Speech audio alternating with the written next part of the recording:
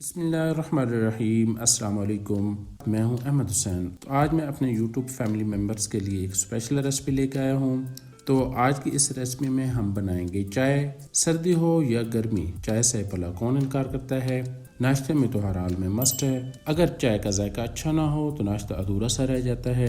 चाय बनाना कोई मुश्किल काम नहीं, चाय तो कोई भी बना सकता है, लेकिन अच्छी चाय बनाना एक फ़न है। और ख़ास तौर पर अगर कड़क चाय की बात की जाए तो उसमें हमें बहुत सी बातों का ख्याल रखना पड़ता है। तो बाकी बातें इंशाल्लाह रेसिपी के साथ साथ मैं आपको बताता जाऊंगा। चाय बनाने के लिए सबसे पहले हम पैन में 2 कप दूध के डालेंगे, जो कि तकरीबन आधे लीटर के बराबर हैं। दूध डालने के बाद अब इसको उबालना है। यहाँ पर फ्लेम को हाई पर रखेंगे ताकि दूध में जल्दी जल्दी बॉयल आ जाए। चाय को फ्रॉथी बनाने के लिए इसको उबालना ज़रूरी है। यहाँ पर यह बात आपने ज़हन में रखनी है कि दूध जितना खालिस होगा चाय उतनी ही मज़े की बनेगी। जब दूध में उबाल आ जाए तो फिर इसमें 1 कप पानी का डालेंगे। अगर आपको थिक चाय पसंद है तो फिर इसमें पानी कम डालेंगे। पतली चाय के लिए आप पानी ज़्यादा भी डाल सकते हैं। नेक्स्ट स्टेप आता है कि चाय आप नॉर्मल बनाना चाहते हैं या कड़क। नॉर्मल चाय बनाने के लिए पहले इसमें हम चीनी डालेंगे, फिर पत्ती डालेंगे, जबकि कड़क चाय बनाने के लिए पहले पत्ती डालेंगे और फिर इसको अच्छी तरह पकाएंगे, फिर इसमें चीनी डालेंगे।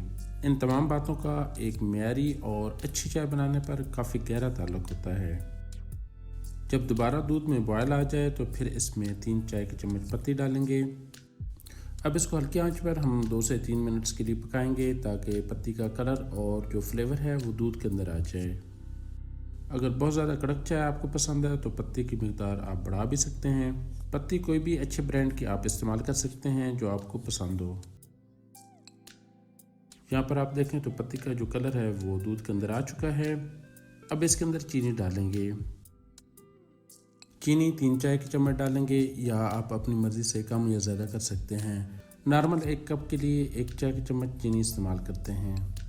साथ ही इसमें 3 अदद छोटी इलायची और हाफ इंच का पीस दालचीनी का डालेंगे।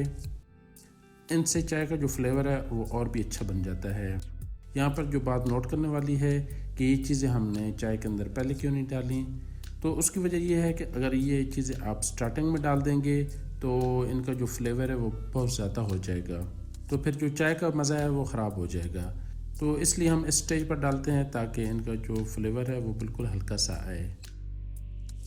अब इसको 1.5 से 2 मिनट्स के लिए मज़ीद फेंटेंगे। यही वो मेन स्टेप है जिसमें हमारी चाय फ्रॉथी बनती है। अगर आप इस स्टेज पर अच्छे तरीके से चाय को नहीं फेंटते तो फिर आपको होटलों वाली चाय का टेस्ट नहीं मिलेगा, इसलिए ये स्टेप करना बहुत ज़रूरी है। जब अच्छी तरह इसमें उबाल आ जाएं तो फिर चूल्हे को बंद कर देंगे और इसको टी पॉट में डालेंगे और गर्मा गर्म सर्व करेंगे। रेसिपी पसंद आने पर लाइक और शेयर करना ना भूलें। मिलते हैं फिर इंशाल्लाह एक नई वीडियो के साथ। इसी के साथ मुझे दीजिए इजाज़त। अल्लाह ताला का हम सब पर अपना खुसूसी करम और फजल रहे, आमीन। बहुत सी दुआओं के साथ अल्लाह हाफिज़।